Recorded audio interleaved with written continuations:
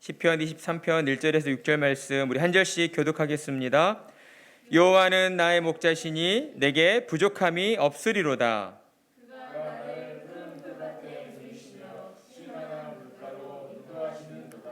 내 영혼을 소생시키시고 자기 이름을 위하여 의의 길로 인도하시는도다.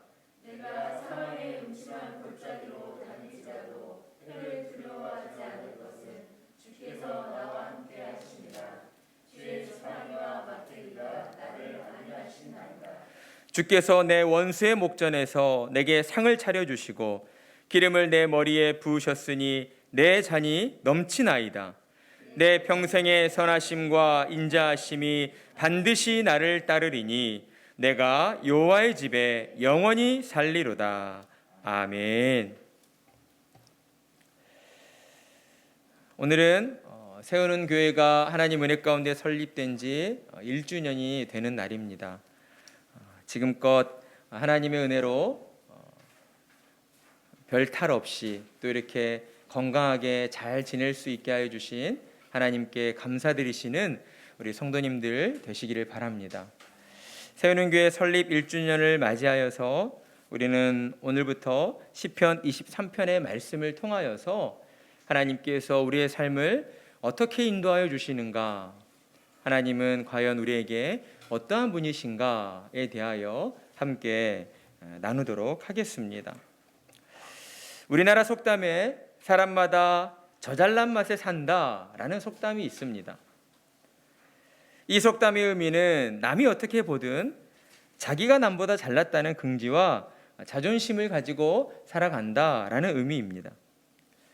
따라서 이 속담은 본래 좋은 의미로 사용되기보다는 자기만 아는 이기적인 사람을 가리켜서 그 사람을 비아냥거리거나 비난할 때에 쓰던 그런 속담이었습니다. 그러나 요즘은 그렇지 않은 것 같습니다. 요즘은 자기 잘난 맛에 산다는 말이 좀 더 그럴싸해 보이고 좀 더 자신감 넘쳐 보이고 자신을 돋보이게 하는 그런 표현이라고 생각하는 것 같습니다. 그러다 보니 여기저기서 또 방송이나 어떤 미디어 매체에서도 내 멋대로 사는 것이 정답입니다 라는 이런 이야기들을 많이 하게 되는 것이죠. 그런데 과연 정말 그럴까 하는 겁니다. 정말 내 멋대로 사는 것이 정답일까 하는 것이죠.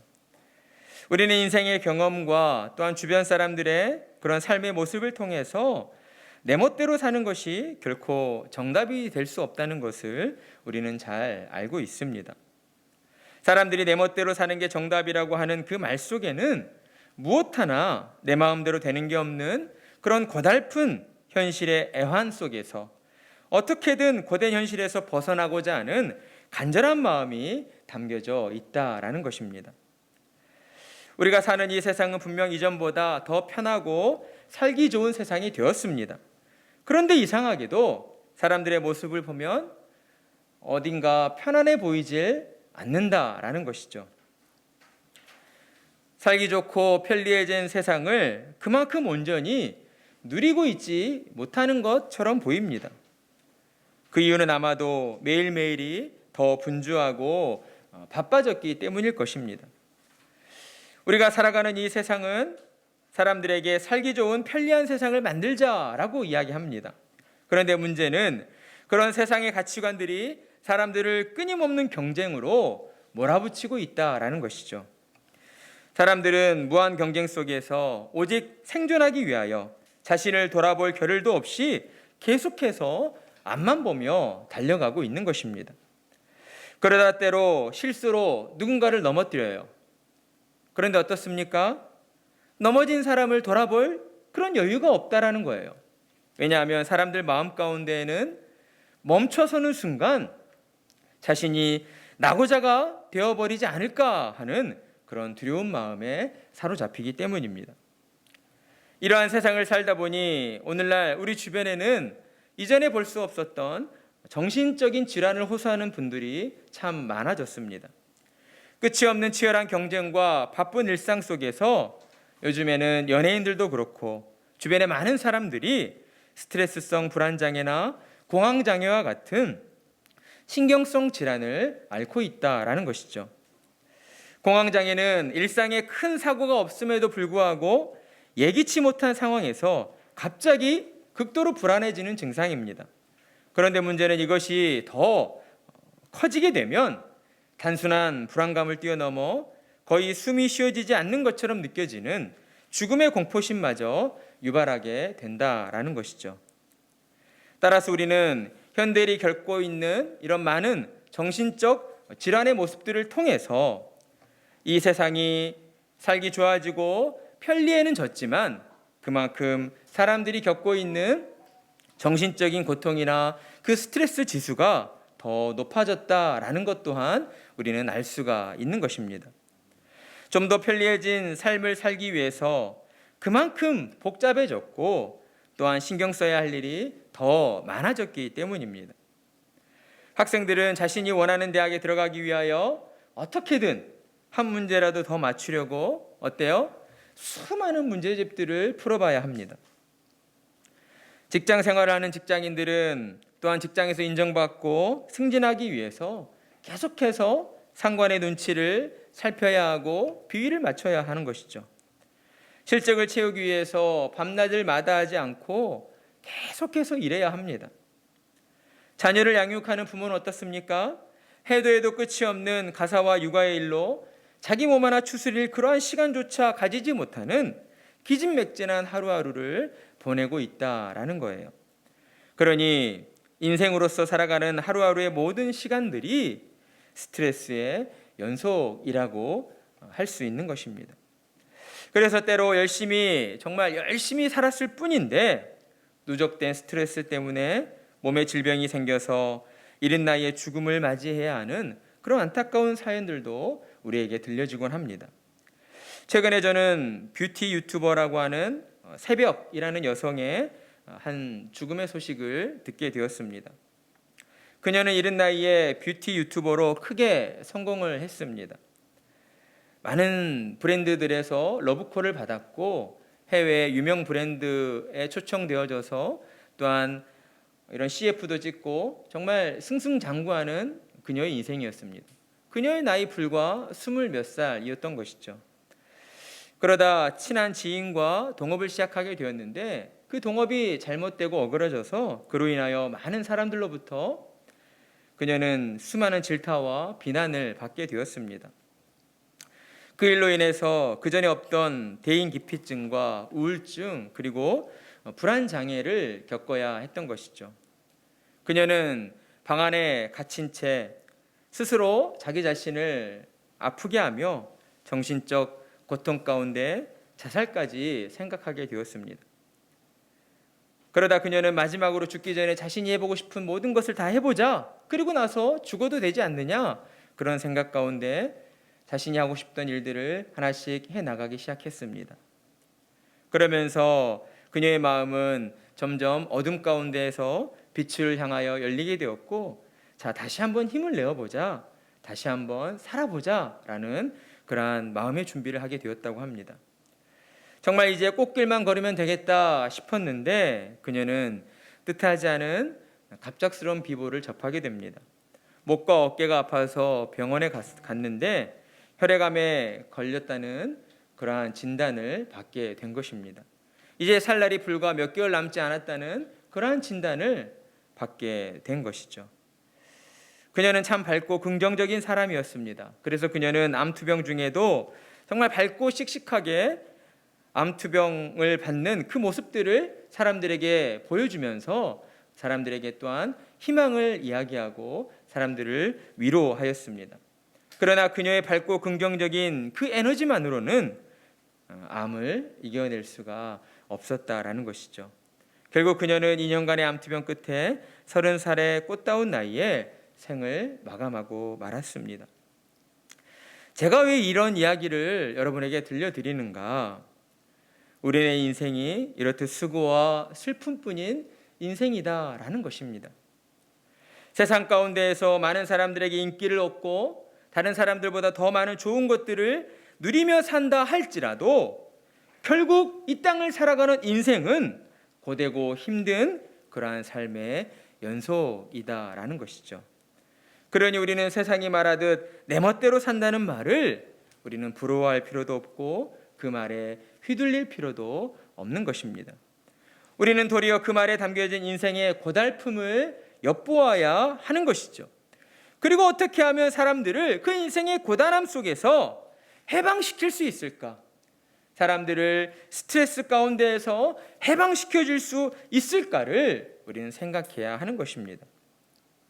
이러한 생각들이 우리에게 절실한 이유는 우리 또한 인생의 고단함과 스트레스 속에서 결코 자유롭지 못하기 때문이죠. 자, 그럼 어떻게 해야 합니까? 어떻게 해야 인생의 고단함과 정말 정체를 알 수 없는 그 불안과 스트레스에서 해방될 수 있겠습니까?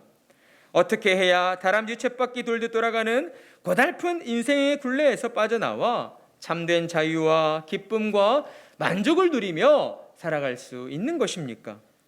우리는 이에 대한 해답을 발견하기 위해 다윗의 찬송시인 시편 23편의 말씀을 함께 묵상하고자 합니다. 시편 23편의 말씀은 교회 역사 가운데 수많은 신자들에게 읽혀지고 암송되어져 온 말씀입니다. 시편 23편의 말씀이 그만큼 성도들의 마음을 위로해주고 또한 그 마음에 힘을 주었기 때문인 것이죠. 이유가 무엇이겠습니까? 이 시편 23편의 말씀이 고난 중에 있는 성도들의 마음에 큰 힘이 되고 위로가 되는 것은 이 시편 23편을 기록한 다윗이 자신이 고난 중에 놓여 있을 때에 자신을 악한 불의의 손길로부터 지켜주시고 자신을 살게 하신 이가 하나님이심을 그가 찬양하고 있기 때문이다라는 겁니다. 따라서 광야와 같은 고난 중에 있는 모든 신자들에게 이 23편의 말씀은 오늘을 살아낼 힘과 용기를 주는 말씀이며 신자의 정체성을 다시금 되새겨주는 그러한 위로의 말씀이다라고 할 수가 있습니다. 시편 23편을 기록한 다윗은 우리가 잘 알고 있듯이 이스라엘을 통일한 통일 왕국의 위대한 지도자였습니다. 따라서 우리가 다윗을 생각할 때에 우리는 그가 부유하고 화려한 삶을 살았을 것이다 라고 생각하기 쉽습니다. 그러나 우리가 성경을 통해 알고 있듯이 다윗의 인생은 그리 평탄하지 않았다라는 것이죠. 다윗은 분명 하나님께 택함받아 기름 부음 받은 왕이었지만 그는 그 누구보다 참으로 비참하고 험난한 인생을 살아야 했던 것입니다.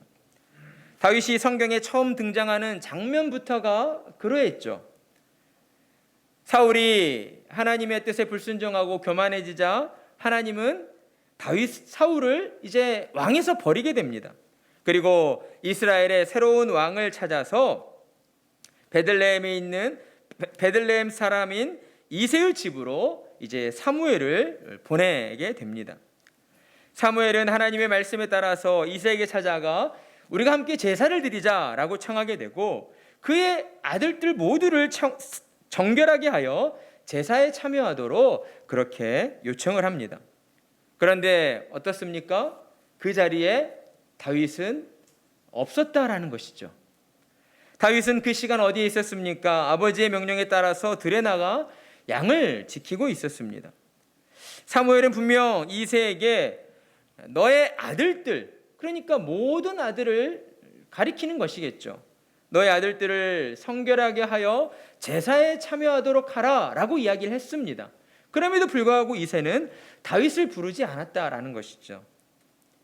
그것은 아마도 이새인 그 아버지가 볼 때에 막내 아들인 다윗은 아직 어린 소년이었고 또한 그의 용모와 키가 다른 형제들보다 왜소하고 작았기 때문에 아마도 아버지인 이새가 볼 때에는 다윗은 왕이 될 자질이 없다라고 생각을 했던 것 같습니다.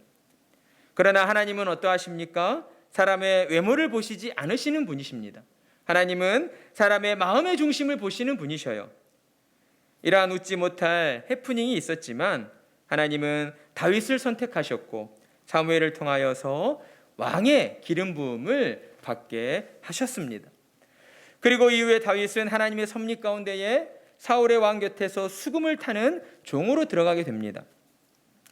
여러분 이때까지만 해도 다윗이 어때요? 마치 차기 이스라엘의 왕으로서의 어떤 그런 수순을 밟아가는 것처럼 보여집니다. 그리고 그 이후에도 다윗이 모든 이스라엘 백성들에게 왕이 될 자질을 충분히 가지고 있다라는 그 한 사실을 보여주는 한 사건이 벌어지게 되죠. 그 사건이 무엇입니까? 바로 블레셋과의 전투에서 다윗이 골리앗을 물맷돌 5개로 물리친 사건이었습니다. 그러나 다윗이 골리앗을 물리친 이 사건은 단순히 이스라엘이 블레셋보다 강하다는 걸 증명하는 그런 사건이 아니었습니다. 다윗이 골리앗을 쓰러뜨린 사건은 이스라엘의 하나님께서 언제나 이스라엘을 지켜주시고 보호해 주신다는 것을 이스라엘 모든 민족과 주변의 또한 모든 이방 민족들을 향하여서 선포하시는 사건이었다라는 것입니다. 우리는 다윗이 골리앗을 상대하며 나아갈 때 했던 그의 말을 통해서 그가 얼마나 하나님을 경외하고 있었는가 하는 것을 잘 보게 됩니다. 사무엘상 17장 45절에서 47절 말씀, 다윗이 블레셋 사람에게 이르되 너는 칼과 창과 단창으로 내게 나아오거니와 나는 만군의 여호와의 이름 곧 내가 모욕하는 이스라엘 군대의 하나님의 이름으로 내게 나아가노라. 오늘 여호와께서 너를 내 손에 넘기시리니 내가 너를 쳐서 내 목을 베고 블레셋 군대의 시체를 오늘 공중의 새와 땅의 들짐승에게 주어 온 땅으로 이스라엘의 하나님이 계신 줄 알게 하겠고 또 여호와의 구원하심이 칼과 창에 있지 아니함을 이 무리에게 알게 하리라. 전쟁은 여호와께 속한 것인즉 그가 너희를 우리 손에 넘기시리라. 아멘. 여러분, 골리앗 앞에 서서 골리앗을 향하여 나아가는 다윗의 간구는 하나님, 골리앗을 이기게 해주십시오, 골리앗을 쓰러뜨리게 해주십시오가 아니었다라는 것입니다. 다윗은 이미 그 마음 가운데에 승리를 확신하고 있었어요. 그랬기에 도리어 다윗은 전쟁의 그 한복판 가운데에서 어때요? 한번 상상해 봅니다. 골리앗이 앞장서 나와서 이스라엘의 하나님을 모욕하고 이스라엘을 비난합니다. 이렇게도 상대할 자가 없느냐? 사울 왕마저도 두려워 떨며 앞장서 나가질 못해요. 그런 상황에서 그 어린 소년인 다윗이 골리앗을 상대하러 나아갑니다. 그 순간 얼마나 고요한 정막이 흘렀겠습니까? 과연 이 상황이 어떻게 될까? 그 모습을 지켜보는 사람들의 마음이 얼마나 조마조마했겠습니까? 그런 상황 속에서 다윗은 온 이스라엘 군대와 블레셋 군대를 향하여서 하나님을 찬양하고 있는 것입니다. 하나님을 모욕하는 저 이방인을 하나님께서 반드시 심판하실 것이다. 하나님의 살아계심을 그 사람들 앞에서 그가 선포하고 있었다라는 것이에요. 때문에 다윗이 골리앗을 물리친 이 사건은 단순히 이스라엘이 군사력으로 볼 때 블레셋보다 강하다라는 것을 증거하는 그런 사건이 아니라 이스라엘 민족의 신앙의 정체성을 회복하고 또한 이스라엘 민족과 모든 이방 민족들을 향하여서 하나님의 살아계심을 보여주는 그러한 사건이었다라는 것입니다. 다윗이 골리앗을 물리쳤다는 이러한 소식이 이스라엘 백성들에게 전해지자 이스라엘 백성들은 다윗을 향하여 열광하게 됩니다. 골리앗을 물리쳤기 때문만이 아니었죠. 어린 다윗이 자신보다 몇 배나 큰 골리앗 앞에 서서 하나님을 찬양하며 하나님을 향한 신앙의 고백을 외쳤기 때문이었습니다. 다윗의 이 외침은 이스라엘 민족의 정체성을 일깨워주기에 충분했던 것입니다. 이스라엘은 자신들이 하나님이 택하신 하나님의 언약 백성이라는 사실을 잊어버리고 있었던 것이죠. 이스라엘 역사를 보면 어떻습니까? 하나님께서 이스라엘을 어떻게 구원해 주셨고 또 어떻게 인도해 주셨고 어떻게 살게 하시는가를 다루고 있는 한편의 다큐멘터리 영화와 같지 않습니까? 그러나 시간이 지나면서 이스라엘 백성들은 아브라함의 하나님, 이삭의 하나님, 야곱의 하나님, 모세의 하나님을 통하여 역사하여 주신 그 일들을 점점 잊어가고 있었다라는 거예요. 그런데 골리앗 앞에 선 어린 다윗의 그 신앙의 고백이 잠들어 있던 이스라엘 민족의 그 정체성을 일깨워 주게 된 것입니다. 그리고 그들을 향하여서 지금껏 자신들을 지켜주시고 보호해 주신 그 하나님의 은혜가 어떠한 것이었는가를 떠올리게 했다라는 것입니다. 그러자 사람들은 자신의 그 민족성, 그렇지 우리는 하나님의 언약 백성이지 하나님 나라의 백성임을 일깨워진 다윗에게 빠져들게 되었고 다윗을 열광하며 칭송하게 되었던 것입니다. 자, 그러면 어떻습니까? 이런 좋은 일들이 다윗에게 이제 이루어지고 있다면 우리가 생각할 때에 다윗의 이제 앞날은 꽃길만 걷는 그런 정말 복된 인생의 여정이 되어야 하지 않겠습니까? 그런데 우리의 생각과는 달리 정반대의 인생의 길을 걷게 된다는 것이죠. 다윗은 이 사건을 통해서 정말 반평생을 도망 다녀야 하는 비참한 신세에 놓이게 되었다는 것입니다. 악한 영에 사로잡혀서 시기와 질투심에 빠져버린 사울 왕이 다윗을 죽이려고 끝까지 쫓아다녔기 때문입니다. 그럼에도 다윗은 어떠했습니까? 사울 왕을 미워하거나 그에게 분노를 품지 않았다는 거예요. 다윗은 자신을 죽이려는 사울을 피해서 도망 다녀야 하는 정말 비참한 신세로 전락해버리고 말았지만 그는 끝까지 하나님만을 온전히 경외하는 신실한 믿음의 사람이었다라는 것입니다. 그 대표적인 예가 다윗이 엔게디 광야의 한 굴에 숨어 있을 때 벌어진 사건이죠. 다윗이 자신을 따르는 무리들과 함께 그 엔게디 광야에 있는 어떠한 굴 깊은 곳에 이제 숨어 있었습니다.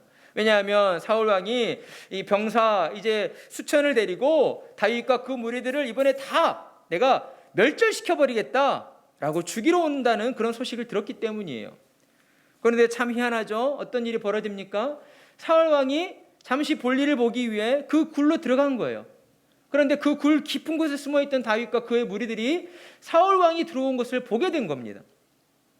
그러자 다윗과 함께 있던 사람들이 어떻게 말을 합니까? 다윗, 하나님께서 사울 왕을 당신 손에 넘기셨습니다. 당신이 원하는 대로 하시면 될 것 같습니다. 그러니까 어때요? 우리가 쉽게 생각하면 다윗을 대적하는 사울 왕을 하나님께서 이제 다윗에게 넘기셨다. 그러니까 다윗이 원하는 대로 사울을 해칠 수도 있고 어때요? 살려줄 수도 있고. 보통 우리 같으면 어떻습니까? 우리를 죽이려고 쫓아오는 사람을 그냥 내버려 두겠습니까? 그럴 수 없죠. 설령 우리가 신앙이 있어서 뭐 죽이지는 못할지라도 어디 다리 한 군데는 다치게 해서라도 이런 마음을 품으면 안 되지만 인간적인 마음으로 볼 때 제가 설명을 하는 거예요. 그렇게 해서라도 나를 죽이려고 쫓아오지는 못하게 그렇게 만들어 놓으려 하지 않겠습니까? 그런데 다윗은 사울을 죽이지 않았습니다. 사무엘상 24장 6절 말씀, 다윗이 자기 사람들에게 이르되 내가 손을 들어 여호와의 기름 부음을 받은 내 주를 치는 것은 여호와께서 금지하시는 것이니 그는 여호와의 기름 부음을 받은 자가 됨이니라. 아멘. 다윗이 고백하고 있는 이 고백의 내용이 무엇입니까? 사울 왕이 누가 세우셨어요? 사울 왕을? 하나님이 세우셨다는 것이죠. 하나님께서 기름을 부으셔서 이스라엘의 왕으로 세우시지 않았느냐? 하나님께서 세우신 자를 내가 치는 것은 하나님께서 원치 않으신다. 하나님이 금하신 일이다 라고 고백하고 있는 것이죠. 그러면서 다윗은 그 증거로 사울을 또한 설득하기 위하여 사울의 옷자락만 조금 잘라내어 이제 돌아가는 사울을 향해 내가 당신을 죽일 수 있는 기회가 있었음에도 불구하고 당신을 죽이지 않았습니다. 이유는 하나님께서 당신을 기름 부으시고 왕으로 세우셨기 때문입니다 라고 이야기를 하게 되죠. 어떻게 이런 일이 가능한 것입니까? 아무 이유 없이 자신을 죽이려 하는 그런 원수를 없애버릴 수 있는 절호의 기회가 왔음에도 불구하고 어떻게 해서 다윗은 사울 왕을 죽이지 않고 그냥 살려보낼 수 있었던 것일까요? 우리는 다윗이 보여준 이러한 이해할 수 없는 행동에 대한 해답으로 시편 23편의 말씀에서 찾아볼 수가 있습니다. 다윗은 여호와 하나님이 자신의 목자가 되어주심을 온전히 믿고 있었다라는 것입니다. 여호와는 나의 목자시니 내게 부족함이 없으리로다. 아멘. 그렇습니다. 다윗에게 있어 하나님은 자신을 지키시고 보호하시는 목자와 같은 분이셨습니다. 다윗은 자신이 목동으로 양을 돌보았던 경험을 통해서 목자의 심정이 어떠하고 또한 목자의 돌봄을 받고 있는 그 양의 상태가 어떠한가를 그 누구보다 잘 알고 있는 사람이었습니다. 그랬기에 다윗의 고백은 그저 지식적으로만 아는 그런 피상적인 고백이 아니었던 것이죠. 그는 자신의 경험을 통해서 온몸과 마음으로 느껴지는, 정말 그렇습니다, 그럴 수밖에 없습니다, 하나님은 저의 목자가 되어주십니다 라는 진실한 고백을 드리게 되었던 것입니다. 다윗은 양을 돌보기 위해서 이른 새벽부터 늦은 저녁까지 양들과 함께 생활했을 겁니다. 그는 양들에게 좋은 풀을 먹이고 양들을 쉴 만한 물가로 인도하기 위해서 이 들판에서 저 들판으로 쉴 새 없이 옮겨 다녔던 것이죠. 그리고 그 와중에도 다윗의 눈과 귀는 오직 양들의 그 안전에 집중되어져 있었습니다. 양들을 아끼고 소중히 여기는 다윗의 마음은 한시도 양들에게서 한눈을 팔거나 다른 것에 귀를 기울이지 않았다라는 것입니다. 이러한 다윗의 신실함과 성실함은 사울 왕 앞에 서서 하나님을 모욕하는 골리앗을 자신이 처치하겠다라고 이야기하는 그 부분에 잘 드러나 있습니다. 사무엘상 17장 34절에서 36절 말씀, 다윗이 사울에게 말하되 주의 종이 아버지의 양을 지킬 때에 사자나 곰이 와서 양떼에서 새끼를 물어가면 내가 따라가서 그것을 치고 그 입에서 새끼를 건져내었고, 그것이 일어나 나를 해하고자 하면 내가 그 수염을 잡고 그것을 쳐 죽였나이다. 주의 종이 사자와 곰도 쳤은즉 살아계신 하나님의 군대를 모욕하니 할례받지 않은 블레셋 사람이리이까 그가 그 짐승의 하나와 같이 되리이다. 아멘. 여러분, 양 새끼 한 마리를 위해서 다윗은 자신의 생명을 걸고 그 사자와 곰을 쫓아갔던 것이죠. 그리고 자신의 죽을 힘을 다해 그 사자와 곰과 싸워서 그들의 입에 물려있는 양 새끼를 구출해 내었던 것입니다. 다윗은 자신이 돌보는 양을 정말 자신의 생명처럼 그렇게 귀하고 소중하게 여겼던 것이죠. 자신의 생명을 걸고 양들을 돌보고 지켰던 것입니다. 그랬기에 다윗이 돌보는 양들은 그 어느 목자가 돌보는 양들보다 더 안전하였고 더 평화로웠고 또한 양들이 누리기에 정말 부족함이 없는 모든 것들을 누리고 있었다라는 것입니다. 그런 경험을 통하여서 다윗은 자신의 삶이 이처럼 목자이신 하나님이 지켜주시고 돌봐주시는 그러한 양과 같다라고 믿고 있었던 것이죠. 사울 왕이 자신을 죽이려 할지라도 나의 목자이신 하나님께서 모든 순간 나와 함께 하시며 나의 생명을 지켜주실 것이라고 그는 확신하고 있었던 것입니다. 그리고 그 믿음이 고된 삶의 여정 가운데 있는 다윗에게 그 마음에 참된 평강과 만족을 주었던 것입니다. 다윗이 처한 상황과 형편을 보면 어떻습니까? 매일매일이 두렵고 불안할 수밖에 없는 상황입니다. 여러분, 누군가 나를 죽이려고 쫓아온다고 생각해 보십시오. 발 편히 뻗고 잠을 잘 수가 있겠습니까? 단 한순간도 편히 등을 기대어 쉴 수조차 없는 것이죠. 그럼에도 불구하고 다윗은 목자이신 하나님께서 자신을 반드시 지켜주시고 자신을 반드시 하나님의 선하신 길로 인도해 주신다는 그 믿음 속에서 고난과 어려움 속에서도 마음의 평강을 잃지 않았다라는 겁니다.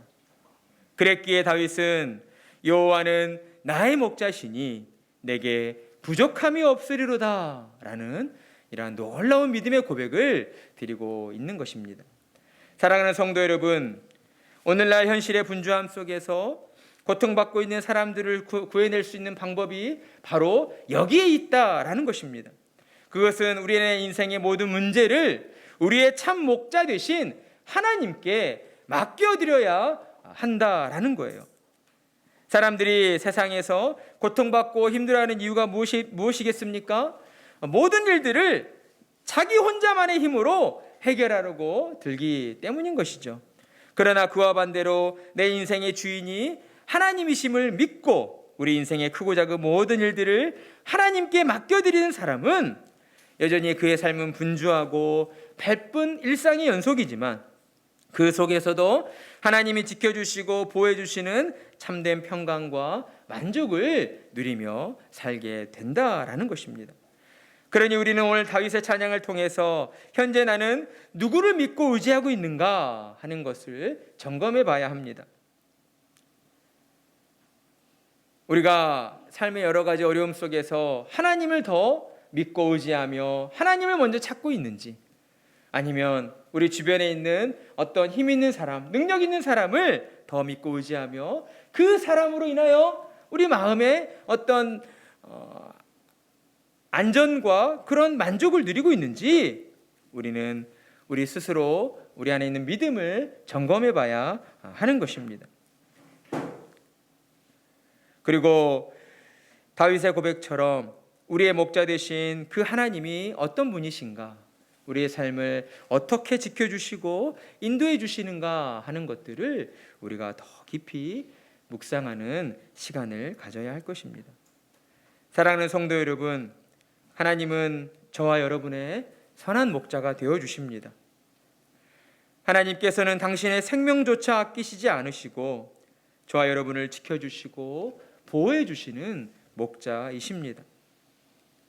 하나님의 모든 관심은 저와 여러분의 삶을 향해 있고 우리의 모든 삶 가운데에 하나님의 뜻대로 살아가도록 우리를 인도해 주시는 분이십니다.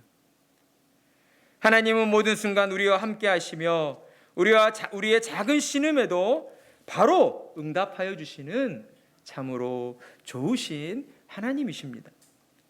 그러니 저와 여러분은 다윗처럼 하나님을 향하여 저의 모든 삶에 부족함이 없습니다 라는 고백을 드려야 하는 것입니다. 우리 한번 같이 고백해 볼까요? 여호와는 나의 목자시니 내게 부족함이 없으리로다. 우리는 모든 순간 이러한 고백을 드리는 참된 믿음의 사람들이 되어야 합니다. 헬렌 켈러라는 한 여성이 있었습니다. 그녀는 태어난 지 19개월 때에 병을 앓고 청각과 시각을 모두 잃어버리게 됩니다. 그러나 그러한 불행에도 불구하고 그녀는 자신의 불행을 탓하지 아니하고 자신의 장애를 극복하여서 세상 가운데 많은 또한 장애인들과 사회적 약자들을 도와주는 사회운동가로서 훌륭한 업적을 남기게 되었습니다. 그 헬렌 켈러가 다음과 같은 명언을 남겼습니다. 나는 나의 역경에 대해서 하나님께 감사한다. 왜냐하면 나는 역경 때문에 나 자신, 나의 일, 그리고 나의 하나님을 발견했기 때문이다. 그렇습니다. 다윗이 여호와는 나의 목자시니 내게 부족함이 없으리로다 라고 고백하고 있는 것은 현재 다윗 앞에 놓여진 모든 고난과 시련들이 하나님의 도우심으로 말미암아 해결되었기 때문이 아니다라는 것입니다. 헬렌 켈러가 고백했던 것처럼 그는 도리어 고난 중에 있을 때에 더 깊이 만나주시는 하나님의 은혜를 더 많이 또한 더 풍성히 또한 체험했기 때문이다라는 거예요. 무엇이 그것을 가능하도록 만들어줍니까? 믿음이 그 일들을 가능하도록 만들어준다라는 것입니다. 우리는 때로 신앙의 여정을 착각합니다. 하나님께서 내게 좋은 것을 주시면 그로 말미암아 하나님이 나를 사랑하고 계시는구나, 하나님이 나와 함께하고 계시는구나, 나는 하나님의 자녀가 맞구나 라고 착각할 때가 있다는 거예요. 하지만 사랑하는 성도 여러분, 그것이 아니죠. 우리는 이미 하나님의 은혜로 말미암아 죄인에서 하나님의 자녀로 구원받은 자들이 되었다라는 것입니다. 그 사실을 우리가 믿고 있기 때문에 그 믿음으로 말미암아 이 땅을 살면서도 세상의 고난과 어려움 속에 굴하지 아니하고 오직 믿음으로 하나님의 영광을 위하여 살아가게 되었다라는 것입니다. 그러니 우리는 우리에게 믿음을 주신 그 하나님을 더 온전히 경외하며 하나님의 말씀에 순종하는 자들로 살아가면 되는 것이죠. 하나님을 향한 온전한 믿음이 우리 안에 충만할 때에 우리는 이 땅의 고된 삶의 여정 가운데에서도 하나님이 주신 참 기쁨과 평강을 누리며 만족하며 살아가게 된다라는 것입니다. 오늘 우리에게 주신 이 말씀을 우리의 모든 삶 가운데에 잘 기억하시면서 여호와는 나의 목자시니 내게 부족함이 없으리로다. 모든 삶 속에서 우리를 부족함 없이 인도하여 주시는 우리의 목자 되신 하나님을 찬양하고 그 하나님을 감사하며 살아가시는 참으로 복된 성도님들이 되시기를 간절한 마음으로 축복합니다.